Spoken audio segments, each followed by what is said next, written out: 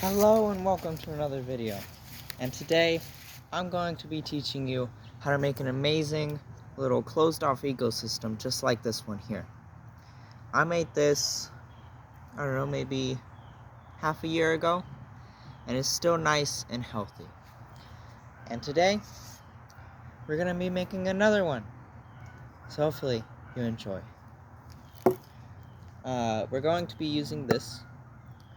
So first step to making one of these is obviously getting a jar. You're going to want to clean the jar with some soap and water, rinse it out very good. Next thing you want to do is you want to get everything together. So I'm going to go ahead, I'm going to do that right now. So I'm getting everything ready, and I found this little guy. Figured I'd put him in the video.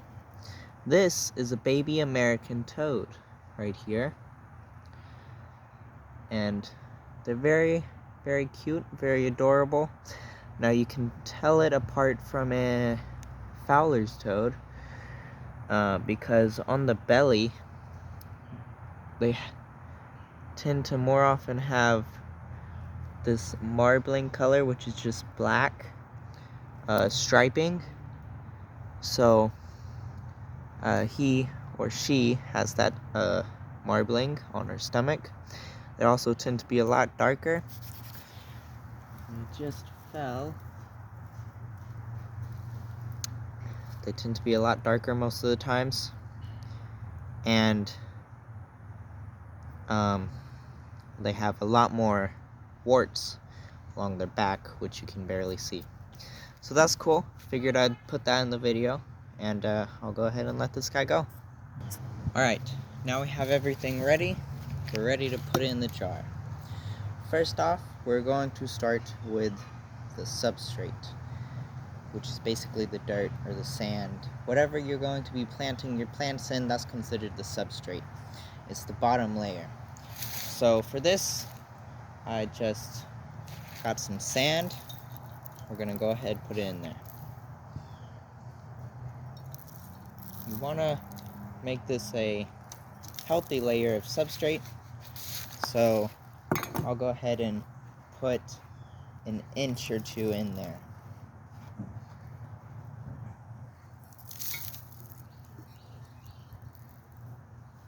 Okay, almost there.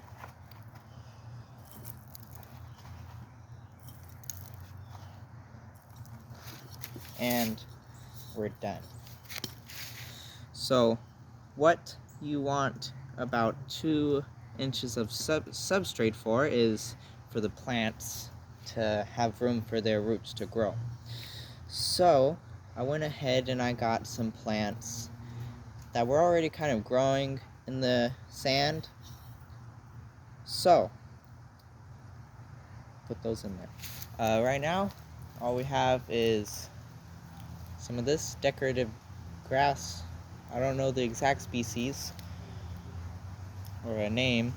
Then we have some of these little weeds, which is interesting because, well, I've always been interested by these because these leaves, if you touch them or you pull them out of the ground or something, these leaves fold together like a Venus flytrap kind of. But they're not predatory plants at all, and they're normally flattened out. So I'll go ahead and put these in here. Let me pause because this might take a little. Alright, I've put the plants in here. It's looking fairly decent. And what you can do right now is if the plants are sticking out of the lid like this, you can trim off the tops. It won't really hurt them at all. It will promote new growth in the plant, however, at least for these weeds. Not really the grass, but the weeds anyways. And so that'll be a lot more new growth coming in. So you might be better bending them down. However, the grass you can cut, it'll be perfectly fine. Next up, what we're going to add is some leaf litter. Leaf litter is basically dried up and living leaves, sticks, basically anything that has fallen to the bottom of the forest floor. So we're going to add some of these, and once again, I'm gonna pause because it might take a bit. So I've put the leaf litter in, and I've also included a stick or two with a little piece of bark. I've also cut the top of the plants a little bit. What we're going to do now is we're gonna add a rock or two just for a little bit of extra detail. Go ahead, take another stick or something and move it around how you want it. There we go. I'm gonna add another small little stick in here, and that's it. Should be good. So now put your top on and close. What you have here is your very own ecosystem. This is a closed off atmosphere, closed off from the rest of the world. So anything that happens in here stays in here, nice and secure. But so over time it will get to like this right here, where it looks kind of worn down. So it'll start growing algae and stuff on the sides. It gets kind of green, but I've never actually opened this up. We're gonna go ahead and do that just to see what's been going on. So, yep. So,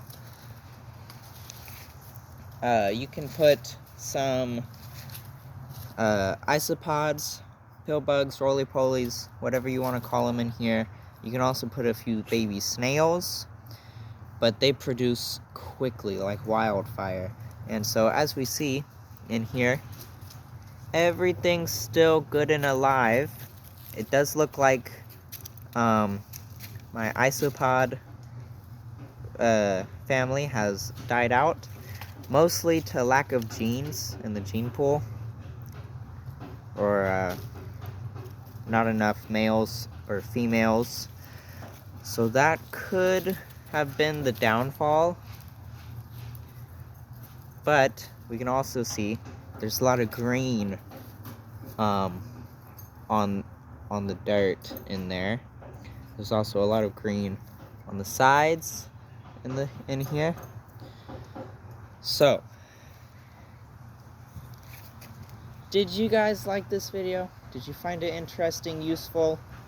Yeah, I'd like to know your feedback in the comments below, so let me know.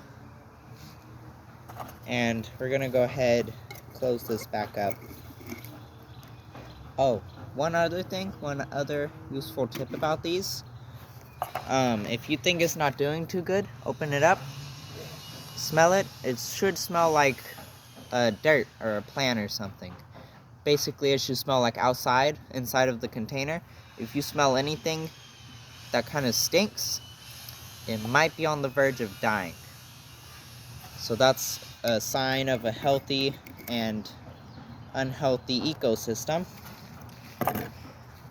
And you might also want to add a little bit of water. You can see this, there's a lot of water on the sides. So that is also another key ingredient to having a perfect ecosystem, is to add a little bit of water on the bottom. We're gonna go ahead and do that right now. Add a bit of water in here.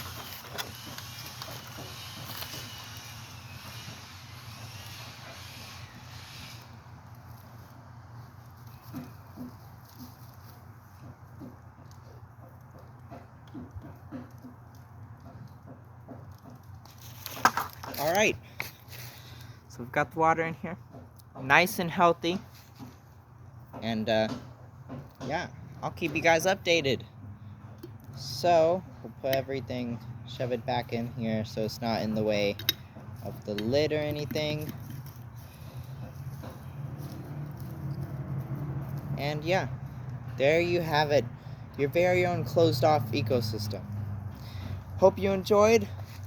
Click the thumbs up, subscribe button, notification bell to know when I put out another video. So, I'll see you in the next video.